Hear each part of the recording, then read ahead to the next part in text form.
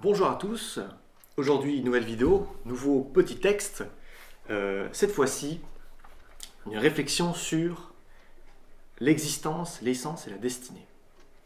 Le texte s'intitule donc Réflexion 2, la libre destinée. Bon, je retire ma casquette. Parmi les nombreux débats qui animent les philosophes depuis maintenant des millénaires, celui du destin et du libre arbitre est sans doute l'un des plus majeurs. De nos jours, cette question se formule sous les termes essence et existence, et il semble que les modernes aient rejeté toute idée de destin recouvert de leur version de la liberté totalement décorrélée des lois physiques et naturelles. Ne nous méprenons pas, les existentialistes ont plutôt raison sur la forme, mais sont tout à côté de la plaque sur le fond. C'est ici le sujet de cette réflexion. Alors, j'entends par existentialiste l'époque, la deuxième partie du XXe siècle, avec les Albert Camus, les Jean-Paul Sartre et autres constructivistes français, pour la plupart, la fameuse French Theory, qui suppose que, essentiellement, l'homme lorsqu'il naît, est une page blanche, et que nous avons donc un potentiel infini, finalement, à la naissance. Je vais tenter de réfuter cette thèse avec finalement des exemples assez simples, des exemples qui sont peut-être un peu essentialisants à certains égards, mais vous verrez que j'ai introduit de la nuance, comme j'essaie de le faire habituellement dans ces vidéos, et en général aussi dans la vie. Alors,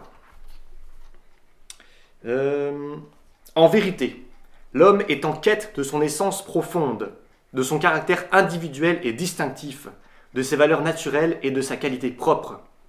Les existentialistes confondent cette quête avec une construction ex nihilo, comme si l'esprit d'un individu était dépourvu de toute structure préalable. Pourtant, le corps, lui, l'est. C'est même une évidence dans le sport. Un viking ou un germain typique aura une morphologie plus prompt au lancer du marteau qu'au saut en longueur. Cette morphologie, toute dépendante de notre génétique, ne détermine pas à choisir le lancer du marteau au saut en longueur, mais il est évident que l'un permet bien davantage d'exprimer notre potentiel que l'autre. Bah oui, évidemment. On a du mal à voir je sais pas moi, pour prendre un exemple un petit peu cliché, une petite asiatique toute fine commencer à faire du soulevé de terre. Bon, il y en a évidemment, mais en général, quand on fait du soulevé de terre, elles ont un physique de base, si elles veulent être à très haut niveau, qui est avantageux morphologiquement, mécaniquement, biomécaniquement. Pour prendre un exemple inversé finalement.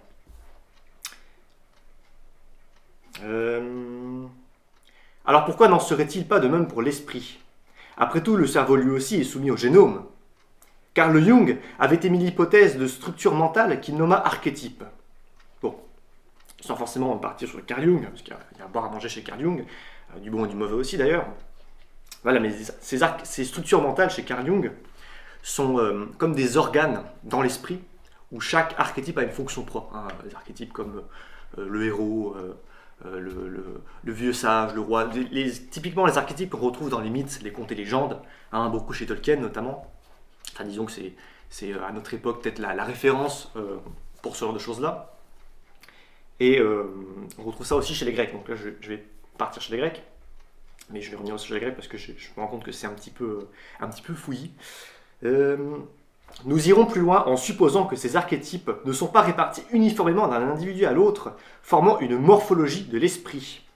Parce que chez Carl Jung, les archétypes agissent comme des organes, on les a tous en nous, c'est assez universel. Moi, je suppose qu'au contraire, plutôt à l'instar des organes, il peut y avoir des mutations, ou disons des variances, des maladies, voilà, qui sont génétiques finalement par rapport à l'esprit. Donc certains vont avoir, je ne sais pas moi, de façon morphologique, des poumons plus ou moins gros, un cœur plus ou moins apte, voilà, et aussi des pathologies liées à ça dans certains cas. Bref, mais ça c'est au niveau de l'esprit. Donc, on retrouve une idée semblable chez les Grecs de l'Antiquité, où les hommes descendent des dieux qui descendent des titans, eux-mêmes descendants du chaos primordial. Donc on a cette idée chez les Grecs.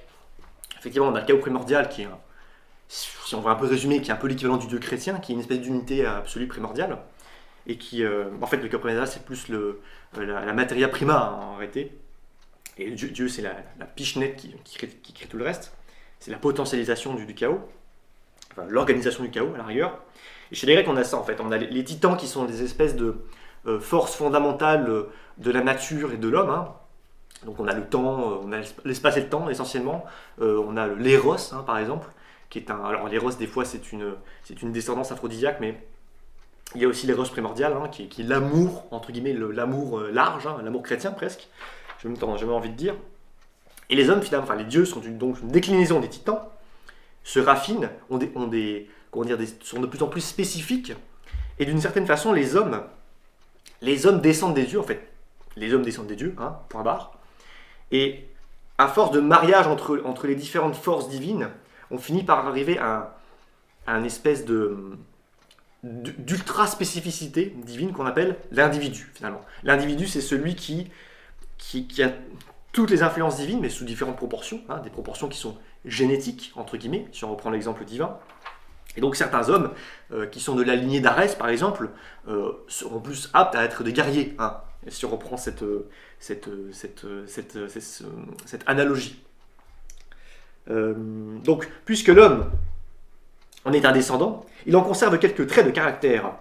Les Athéniens sont les enfants d'Athéna et possèdent donc les qualités de la divinité. Bon, c'est un exemple. Mais c'est un exemple en réalité qui en dit beaucoup sur non pas sur notre lignée génétique matérielle, si vous voulez, mais plus sur une lignée plus spiritualisante, à la rigueur. Mais ces deux choses-là peuvent être vues de façon différente, mais essentiellement, elles ont peut-être... C'est la même chose au final. On peut le voir d'un point de vue psychique ou d'un point de vue symbolique. C'est pour ça que je prends l'exemple de Carl Jung, qui est le point de vue psychique, et le point de vue grec, antique et compagnie, qui est le point de vue symbolique. Malgré tout, nous possédons le libre arbitre. Et oui, nous pouvons refuser notre nature, tenter d'en faire fi, faire d'un viking de 200 kilos une ballerine. Bah oui, c'est pas interdit en fait. Et c'est exactement en fait là que le libre arbitre, même le libre arbitre chrétien, opère en réalité. C'est que nous avons la capacité, nous autres, contrairement aux animaux, d'être contre nature, de faire des choses contre nature, notamment. Le plus évident, c'est le suicide, on va dire. Bon, même si c'est plus compliqué que ça. Mais disons que symboliquement, c'est ça, quoi. Et donc, ce libre arbitre, en réalité, c'est un piège. Enfin, c'est un piège. D'une certaine façon, c'est un piège. Parce que justement, notre viking de 200 kilos qui devient une ballerine, mais est-ce la bonne chose à faire? Peut-être. Hein. Il peut être une ballerine, le viking de 200 kilos, mais est-ce que ça va vraiment... Voilà, je poursuis. N'est-ce pas plutôt se mentir à soi-même? Du son qui sortait de ma poche. N'est-ce pas plutôt se mentir à soi-même et se condamner au malheur existentiel que de tenter de faire entrer un carré dans un cercle? Il ne s'agit pas d'imaginer un meilleur des mondes, où la société répartirait les individus dans des industries correspondant à leur nature archétypale. Voilà, donc là je reprends le meilleur des mondes d'Aldous Huxley, où chaque individu, par eugénisme, alors si vous ne l'avez pas lu, je vous invite à le lire, c'est une excellente œuvre de projection, comment dit-on, une utopie, hein, une dystopie plutôt. En gros, les enfants naturels n'existent plus, on fait de l'eugénisme pour créer un système de caste génétique, et ensuite on endoctrine les enfants selon leur caste pour les faire correspondre aux besoins de la société au final. Alors exactement, ce que je dis justement, c'est que l'idée part de mon essentialisme, hein, si on peut dire ainsi. Ce n'est pas un essentialisme qui est sociétal, c'est un essentialisme qui est personnel. C'est une quête d'individualité. Voilà. En réalité, notre individualité résulte en la somme de toutes nos influences, même les plus marginales. Faut pas oublier ça. Car dans la plupart des pensées essentialistes, on tente de résumer l'individu à un aspect particulier. Et d'ailleurs, dans la pensée existentialiste aussi, par exemple, dans le marxisme, on va les classes sociales marxistes se résument finalement, grosso modo, à combien on gagne par an, quoi. Pour faire simple, mais il y a un peu cette idée-là. C'est qu'en gros, toute notre réalité tourne autour de notre salaire, ou de ce qu'on gagne, finalement. Et dans les systèmes comme le meilleur des mondes, c'est aussi ça. Hein. En gros, voilà, vous avez tel QI, eh bien, enfin, vous avez été déterminé à avoir tel QI d'ailleurs, hein, c'est même au-delà de ça. Eh bien, vous allez être, je sais pas moi, barman ou administrateur, ou bien vous avez passé le balai, quoi. Bon, bref. Il ne s'agit pas de ça. Dans le but général. Chaque individu pleinement réalisé devient en quelque sorte un nouvel archétype en ce monde. Et oui, parce que c'est ça l'individu. En quelque sorte, lorsqu'on se réalise, lorsqu'on développe l'entièreté de notre individualité, on devient un Dieu. Je mets des gros guillemets, mais c'est pour dire qu'on devient soi finalement. Voilà. Bon. Faire croire à l'homme qu'il peut être ce qu'il veut, c'est en réalité laisser libre cours à ses envies et désirs. Envies et désirs manipulables par l'ingénierie sociale, le marketing ou tout phénomène de mode. Et c'est là que, pour moi, le danger de ce qu'on appelle le libre arbitre, ou plutôt le libéralisme, le libertarianisme à la rigueur, toutes ces choses-là, ce sont en réalité des manières de manipuler indirectement l'individu pour l'amener à faire les choix qu'on veut qu'il fasse. Hein. Typiquement, on voit beaucoup ça dans le développement personnel. Il y a beaucoup cette idée dans le développement personnel il y a une idée très productiviste. Souvent, c'est comment organiser sa journée, comment être le plus productif possible. Il y a toute cette espèce d'idée-là un petit peu... finalement, à qui profite le crime, hein, j'ai envie de dire. Est-ce que ça profite réellement à nous, ce mode de vie-là, productiviste? Je connais des gens qui sont un peu là-dedans et j'ai pas l'impression que ça leur profite à eux, finalement. Enfin bon, je continue. Et le phénomène de mode, hein, bien évidemment.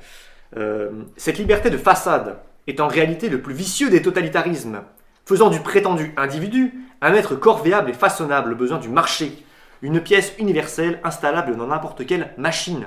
Parce que oui, en réalité, avec le monde des réseaux sociaux, on peut te dire tu peux être ce que tu veux, mais en réalité, le marché fait en sorte qu'on va se diriger vers des choses dont le marché a besoin.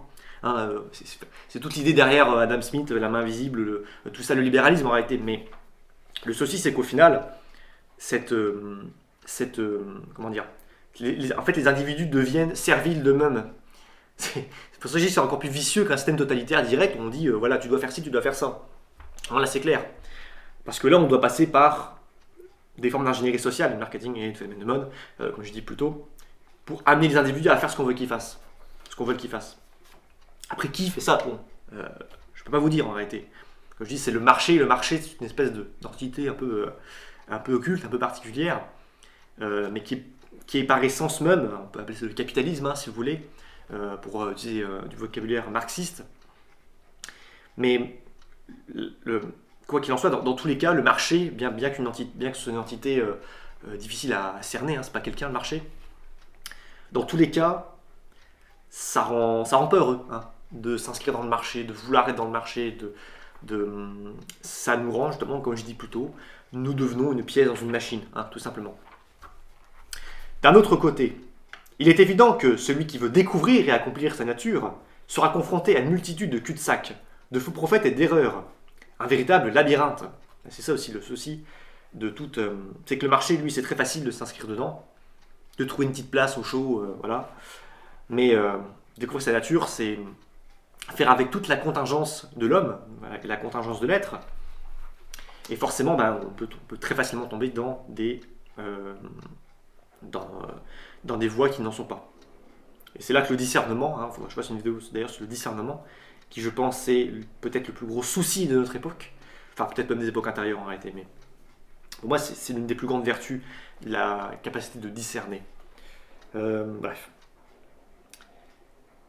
Donc, un véritable labyrinthe. Mais c'est pour cette même raison que sa quête a autant de valeur. Bah oui, forcément. Hein, si c'était facile d'accomplir sa nature, en réalité, ça n'a pas beaucoup de valeur. Voilà. Et je finis sur une petite maxime. L'homme libre, c'est celui qui connaît son destin. Donc là, on revient à quelque chose de très spinozien. Enfin, finalement, alors j'ai pas lu Spinoza, donc je ne me prononcerai pas sur sa pensée. Il me semble que Spinoza avait cette espèce d'approche aussi, que la liberté, c'est de connaître son destin. Il y a un peu ce côté-là. Bon, je ne vais pas développer parce que je ne connais pas Spinoza. Et on revient finalement à la maxime que j'avais, maxime grecque, hein, le connais-toi toi-même. Là, finalement, il est plus développé parce qu'au final, c'est pas que se connaître, c'est aussi connaître son destin. Oui, clairement, oui. Connaître son destin, c'est un peu se connaître soi. Il y a un peu cette idée-là. Alors, j'aimerais peut-être, en annexe du texte, faire une petite analogie, une petite allégorie de l'esprit qui finalement relie assez bien l'essentialisme et l'existentialisme. Je pense qu'on peut considérer que, je vais fermer ça, l'esprit n'est pas une page blanche, cependant l'esprit est comme un terreau. L'esprit est un terreau avec différentes proportions minérales, peut-être des insectes qui viennent comme ça remuer la terre. Il est dans un climat particulier aussi, hein, un climat plus ou moins pluvieux, plus ou moins sec. La terre elle peut être acide, plus ou moins, voilà, plus ou moins. Bref, vous avez compris l'idée. Et dans ce terreau, bien, on va y mettre des graines. Et vous l'avez compris, c'est que toutes les plantes ne poussent pas dans toutes les terres. Hein. Il sera difficile de faire pousser un manguier dans les terres du nord de la France, par exemple. Alors on pourra certes mettre une serre, hein, mettre du terreau particulier, mettre des lumières UV, enfin des lumières qui vont simuler finalement le climat. Alors, je ne sais pas où ça pousse les mangues, hein, j'imagine que c'est peut-être en Asie du Sud-Est, un truc comme ça, peu importe, qui vont simuler un climat tropical pour que ces manguiers poussent. Mais au final, tout ça, c'est un simulacre. En réalité, on tente de modifier la nature profonde de la terre, de l'esprit ici, pour forcer quelque chose qui n'a pas à être. Et le jour où ce manguier se retrouve sans lumière artificielle, sans terreau artificiel et sans serre artificielle, il se retrouve dans un environnement qui est totalement différent en fait de sa réalité profonde. Et c'est pour cela qu'il faut ne pas se mentir, enfin se mentir c'est ça finalement symboliquement dans mon exemple, se mentir ça serait de justement à ajouter à ce qu'il y a déjà des éléments artificiels pour tenter de faire pousser des graines qui n'ont rien à faire là. Car les graines, si les graines concernent dans nos esprits, hein, qui sont l'éducation finalement, certes elles sont semées, mais après elles poussent ou elles ne poussent pas. Voilà. Tout simplement. Je pense que c'est une analogie qui est intéressante. Et voilà. Deuxième petite allégorie qui est un peu plus rapide. L'homme est très bon comédien. Je pense que l'une des plus grandes... Enfin, d'ailleurs, on retrouve cette idée-là chez Carl Jung, encore avec l'idée de la persona. Hein, finalement, c'est le masque social qu'on porte. Mais au-delà de ça, il est très fort aussi pour se mentir à soi-même. Voilà, pour se tromper en confondant justement ses désirs, ses envies et sa nature profonde. Voilà, donc à méditer. L'homme est un comédien, l'homme est un terreau dans lequel poussent différentes plantes. Voilà. Donc la prochaine vidéo, je pense, portera soit sur le discernement, soit sur le... Alors il y a plein de choses. Hein. Le discernement, la théorie des castes, hein, dont j'ai déjà parlé, qui finalement poursuit la discussion d'aujourd'hui, qui finalement permet de faire correspondre notre nature personnelle dans, disons, le système de castes à l'ancienne, hein, mais qui permet, disons, de raboter, réduire un petit peu le nombre de possibilités à 4 ou 5, disons plutôt 4 grands types d'humains, disons ça ainsi. Et voilà. Donc je pense que c'est tout pour aujourd'hui. Merci, mettez un like, hein, mettez un petit commentaire, un petit abonnement, pourquoi pas. Hein. Et puis on se revoit dans quelques jours, j'espère. Voilà. À la revoyure.